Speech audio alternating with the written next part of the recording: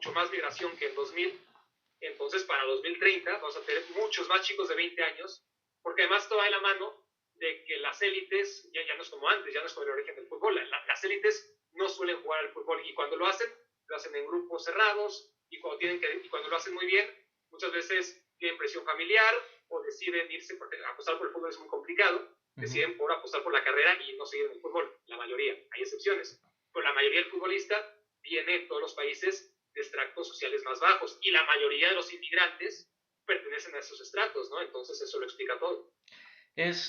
Bueno, vemos también futbolistas polacos, por ejemplo, en la selección alemana, Y es natural, claro. por la relación No, históricas que han tenido. Estados Unidos puede ver cada vez más, cada vez. La cuestión política, ¿cómo modificará, dado que en algunos países como en Austria, en Hungría, o en Polonia, en Inglaterra, están teniendo unas políticas de buscar cerrar fronteras? ¿Y cómo modificará esto al fútbol como tal dentro de la política? Porque se menciona que deberían de ser aparte, el ente de la política y el ente del fútbol, pero siempre van de la mano, ¿no? Claro, no, y va modificándose, ¿eh? Porque ya te decía yo que en su momento con el origen de la Comunidad Europea, y como la ley Bosman, ¿no? Amparado este chico futbolista en su momento de poder jugar en el país que él quisiera, porque por ser futbolista no tenía que ser categorizado de manera distinta a cualquier otro empleado, y con ello cambió toda la historia del fútbol. Pues también poco a poco estamos viendo casos como Rusia, ¿no? Rusia que sin ser parte de la Comunidad Europea, pues para ellos es más fácil poner el candado de los extranjeros, pero en cuanto se vaya, es que, a ver, aquí podemos hablar desde la comunidad del sótano y plantearnos cuál va a ser el futuro de la Comunidad Europea cuando nadie lo sabe, ¿no? Ni siquiera gente especializada en el tema, ni siquiera los que la integran. Pero sí, todo apunta, desgraciadamente desde mi punto de vista, a que se va a ir desmoronando, ¿no?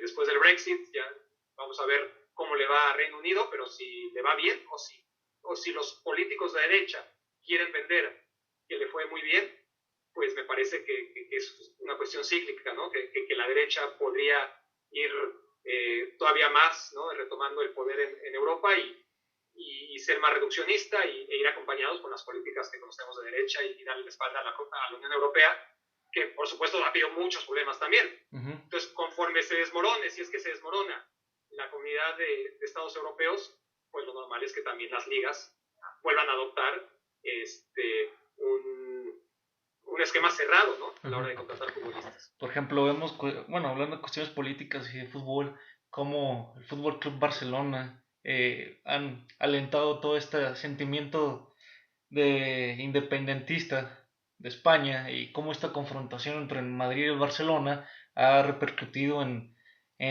el clásico. ¿Qué piensas tú a cabo de eso, de las cuestiones políticas que se ven involucradas dentro del fútbol? Yo creo que son necesarias. Yo creo que son necesarias, y obviamente la política y el fútbol van siempre de la mano.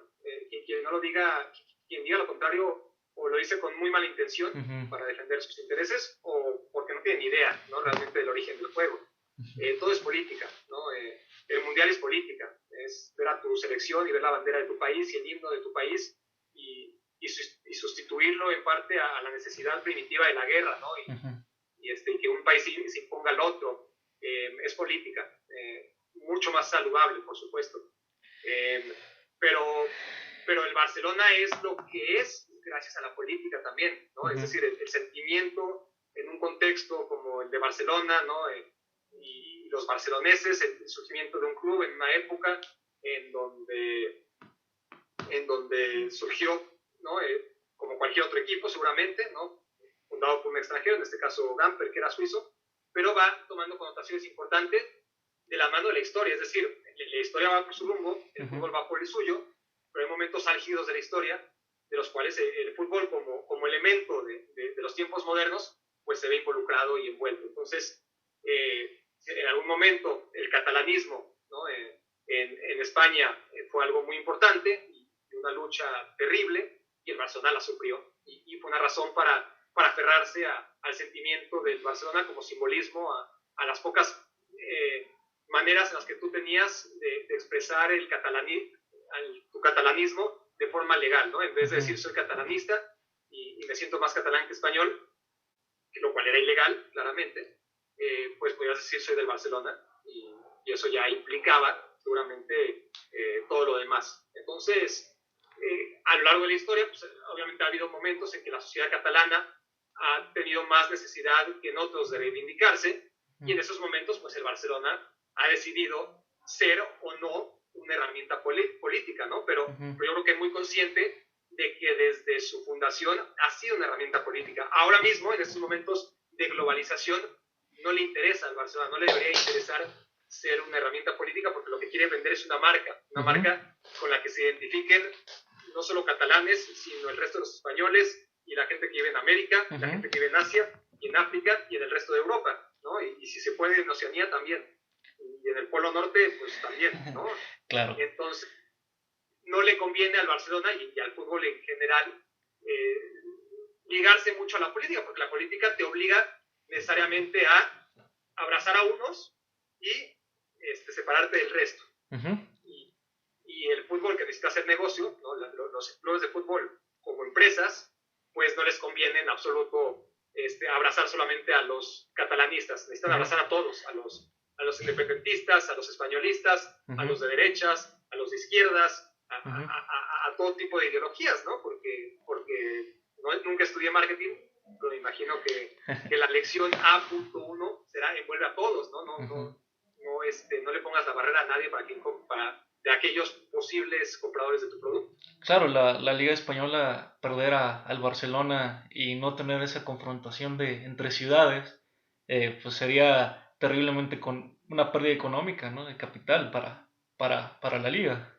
Para los dos, no porque se necesitan ambos, más allá de que la historia va a continuar y va a ser muy difícil para Cataluña independizarse. Si un día lo logra, el Barcelona habrá que ver que el contexto en el que se logre esta cada vez más lejana posible independencia de Cataluña. Pero sí, o sea, la Liga Española, por más que quiera ser orgullosa y prescindir del Barça, pues al final va a hacer cuentas y no le va a salir las cuentas. Y el Barça, por más catalanista que se sienta, pues al final se va a aburrir mucho, ¿no? Y además no le van a salir las cuentas tampoco, si va a jugar solamente en la Liga Catalana. Sabe que va a jugar en la Liga Española y España sabe que va a tener al Barcelona, pero estamos hablando de un escenario hipotético, cada vez más lejano. Si se veía lejano antes del COVID-19, pues ahora con unas prioridades totalmente distintas en la sociedad, más lejano está aún.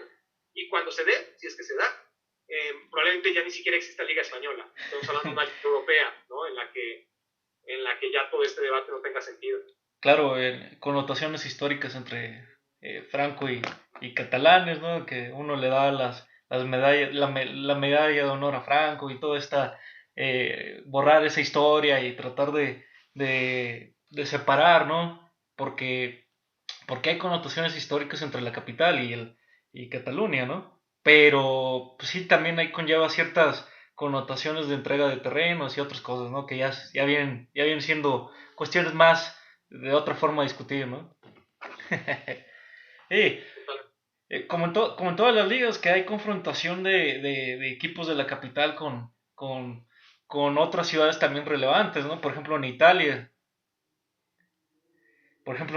con los equipos del norte contra el Milan contra la Juventus, y sí. Pero en Italia los equipos de la capital pesan muy poco, ¿no? A nivel nacional, es decir, la Roma es muy apasionada y lo que quieras, y tiene ahí su derbi del sol con el Napoli, pero realmente la rivalidad se da entre los equipos del norte y del sur, y Roma pues queda ahí en medio, ¿no? Es más sur que norte, pero pues es la capital, no está ahí a la mitad, entonces como que queda ajena a ello. En Alemania, pues Berlín tampoco tiene un equipo de fútbol importante, nunca lo ha tenido, y en Francia, pues apenas ahora el Paris Saint-Germain, apenas ahora, ¿no? Porque es un equipo nuevo, que por sí fue fundado apenas en el 70, pero que no fue un equipo realmente aspirante o digno, digamos, de la gran capital a la que representa hasta que Qatar vino a comprarlo, ¿no? Hace menos de 10 años. Claro. Entonces, no, las capitales, yo creo que Madrid es más bien excepción, ¿no? Las grandes capitales de los grandes países europeos no tienen, curiosamente, grandes equipos o equipos muy tradicionales. Si nos vamos a Turquía, pues la capital es Ankara, ¿no? Y los grandes equipos son de Estambul.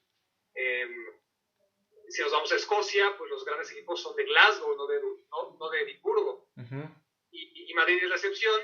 Portugal, bueno, tiene ahí sí sería un ejemplo similar al de España, ¿no? Tienes al Oporto y al Benfica, pero a la vez tienes una rivalidad muy importante entre los dos equipos de la capital, entre el Benfica y el Sporting. Pero sí, yo creo que cada país tiene sus distintas rivalidades y básculas, ¿no? En el poder. Sí, claro, por ejemplo, pues en Manchester contra Liverpool, las dos ciudades poderosas en puertos. Londres si Londres tuviera un equipo que se llamara Londres Football Club, arrasar. Imagínate, o sea, si pudieras tener todos los recursos que tiene el Chelsea, más los que tiene el Arsenal, ¿no? Más los que te pueda dar por ahí el Tottenham, y por ahí algo del West Ham, y todos los equipos que hay en Londres, el Crystal Palace, bueno, ya una cosa de locos. Pero hay cada barrio, ¿no? Como ocurre en Buenos Aires, cada barrio tiene su equipo. No hay un equipo de Londres. Y por eso los equipos realmente grandes de Inglaterra, más allá de que el Arsenal no deja de ser un equipo grande, ¿no? El Tottenham a su modo, el Chelsea en los últimos tiempos lo es. Pero los grandes son el Everton en su momento, ahora ya no, pero el Liverpool, el Manchester United y últimamente, obviamente, el City, ¿no? Equipos que son de la periferia. Claro, esta confrontación por rivalidades económicas, por demostrar quién es mejor, quién aporta más a la economía de Gran Bretaña, todo eso suena bastante interesante, ¿no? Por uno ser puerto y otra ciudad industrial, y cómo se desarrolló, ¿no? en la economía. Claro, y cómo durante el apogeo industrial, pues aquellos equipos que tenían ya sea fábricas importantes, ¿no? A nivel nacional o puertos, ¿no? Que producían artefactos para naves marinas, ¿no? Ahorita la palabra para escribir barcos. Vamos a decirlo, barcos. Naves industriales. Sí, la industria del mar, vamos, ¿no? Por llamarlo. Las flotas. Hay una palabra para el mar, pero se me fue ahora. Pero ya me hice entender. Entonces, esos puertos, los equipos de fútbol tuvieron su apogeo durante el momento en que sus ciudades eran muy necesarias, ¿no? O aquellos que tenían minas de carbón. Pero cuando el carbón se hizo menos necesario, porque pues, el tren pasó a ser, pues según el país, ¿no? Cada vez menos importante, pues también esos equipos fueron decayendo, ¿no? Y el Schalke, por ejemplo, en Alemania, si hablamos de un equipo que dependía mucho de una ciudad que era muy dependiente de su producción de carbón. El Schalke pues sigue siendo un equipo importante en Alemania, pero ya no es para nada lo que era en los años 30, ¿no? Ni cerca.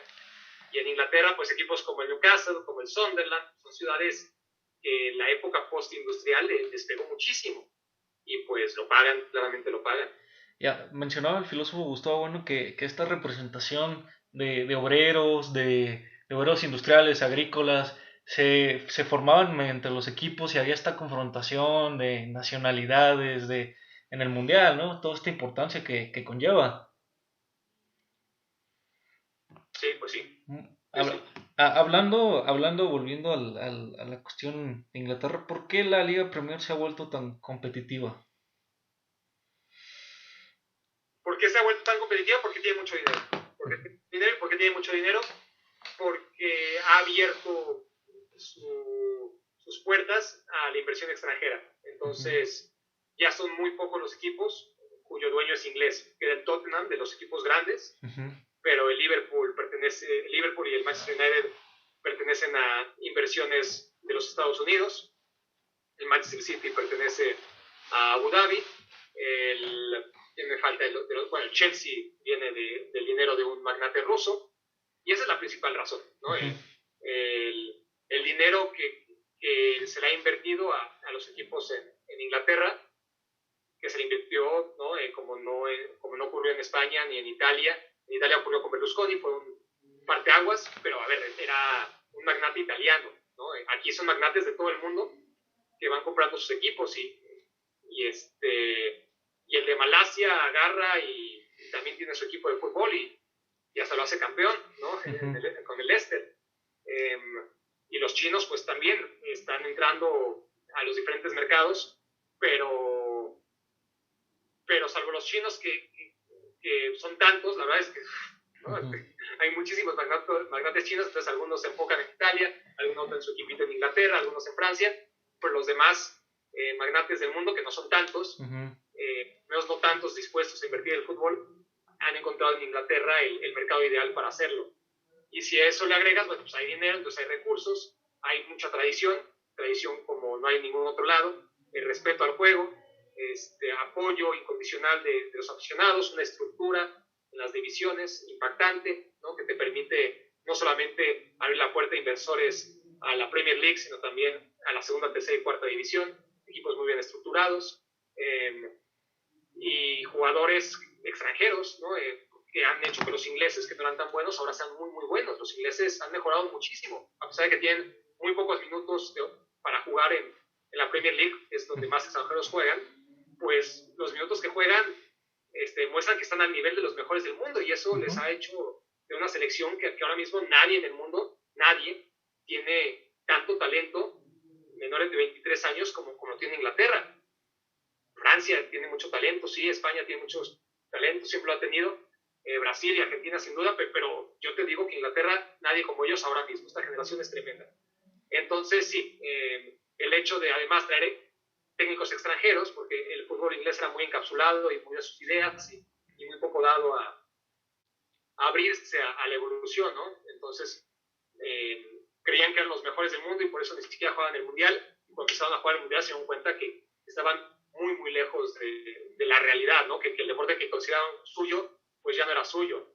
Y sentían, y hasta ahora sienten muchos, que la Premier League está por encima de la Champions, cuando está claro que salen de la Premier League y en la Champions es otro nivel, ¿no? Es muy difícil que un equipo inglés domine en la Champions, más allá de que la calidad de los últimos años, de la mano, como te digo, sobre todo, de técnicos extranjeros más abiertos, pues ha hecho que inversores extranjeros, técnicos extranjeros, jugadores extranjeros y lo mejor de lo que queda en Inglaterra, pues sean y contribuyan a la mejor liga del mundo con mucha diferencia sobre la segunda o la tercera. Claro, tenían técnicos como Jürgen Klopp, como José Mourinho y Rafa Benítez, sí, anteriormente. Lo difícil no es encontrar técnicos, enlistar técnicos extranjeros en Inglaterra, sino a ver, dime quién es nacional. Es complicado. Son muy pocos, porque los que son nacionales son escoceses, la gran mayoría. Históricamente, además, los grandes técnicos de la Premier League, Bill Shankly, Matt Busby, Alex Ferguson, son escoceses todos, ¿no? Es realmente difícil encontrar un técnico inglés en la élite. Entonces, y eso porque la escuela se cerró durante mucho tiempo. En España ocurre todo lo contrario, ¿no? En España hay vanguardia, hay mucho estudio, y al final, ¿qué tienes? Pues una liga también muy competitiva, no tan bien vendida como la inglesa, no a ese nivel porque no tiene ese dinero. Como ya dijimos, es una liga que ha ido perdiendo a sus mayores referentes, pero a nivel técnico, a nivel táctico, es una liga de primerísimo nivel, seguramente por encima a nivel táctico que la inglesa. ¿Y cuántos técnicos extranjeros hay en España? Muy pocos. La Simeón y estaba el Vasco Aguirre, nada más. Claro, y modificando y todo eso, pues son muy pocos Sir Alex Ferguson, que es el más histórico en el Manchester United. Es complicado ver un técnico inglés, cuánto tardó en tener la selección inglesa un técnico inglés, teniendo a Ericsson y se me olvidó el nombre del italiano, Capello. Estaba Capello, estaba Ericsson, ajá. estaba Sven-Goran Eriksson y antes estaba Fabio Capello. Ajá. Pero era una selección que nunca lo había dirigido un extranjero, ¿no? Hasta se dieron cuenta que ya no había más dentro de Inglaterra. Pero ahora mismo está Southgate, al que quieren mucho, pero también yo creo que Inglaterra va a necesitar algo más si quiere realmente aprovechar la gran generación de futbolistas que tiene de cara al Mundial que viene y al que viene después, ¿no? Pero bueno, veremos a quién escoge, porque si se va a reducir solamente a posibilidades de técnicos ingleses, pues hay muy pocos, ¿no? Está Eddie Howe, que lo hizo muy bien durante muchos años en el Bournemouth, y acaba de descender, ¿no? Es complicado. Es complicado. ¿Cuánto tiempo nos queda, Ernesto, más o menos? Ya tiene el tiempo contado, me imagino, ¿verdad? Un poquito, sí. Muy bien, sería la última pregunta. ¿Cuál será, cómo modificar para que el fútbol vuelva a ser equilibrado?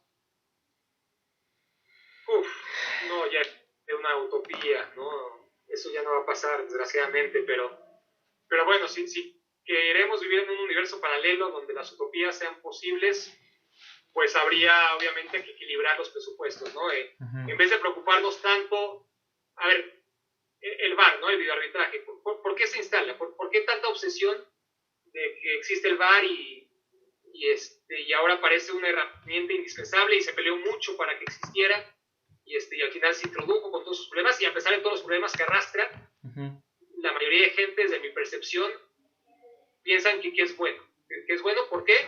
Porque desde su óptica imparte justicia, ¿no? Entonces, la idea de traer, con todos los problemas que genera en un juego de apreciación como es el fútbol, traer herramientas tecnológicas para tomar decisiones en un juego de apreciación, es algo muy complejo y algo que se decidió evitar durante mucho tiempo, y ahora está aquí. ¿Por qué? Porque se quería evitar en la mayor de las posibilidades la injusticia. Bueno, si toda esa obsesión por combatir la injusticia la trasladáramos a ver qué cosa más injusta que haya un equipo con un presupuesto de 1.000 millones de euros en una misma liga contra un equipo que pagándole a todo su equipo, a todo el personal de administración, a los jardineros, a todos los chicos de fuerzas básicas, con toda su nómina, con todo su presupuesto anual, no le alcanza para pagarle a un solo jugador de aquel equipo al que se tiene que enfrentar. Eso es injusticia.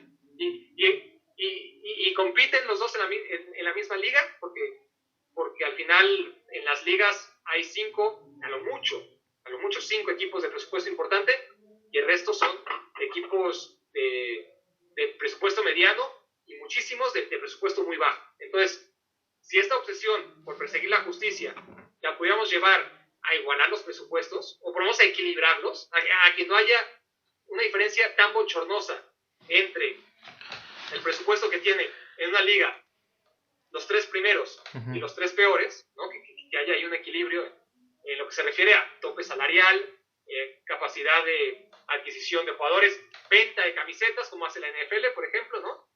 Las ligas norteamericanas, esta es la marca, y así nosotros vendamos 1 millón de camisetas del Barça y solamente 100 de los Osasuna, pues al final todas las que vendamos como liga las repartimos el dinero lo repartimos en partes iguales. Bueno, entonces si esto se pudiera además extrapolar a Europa, es decir, bueno, es una injusticia, ¿no? Porque no nos gusta la injusticia, por eso trajimos el VAR.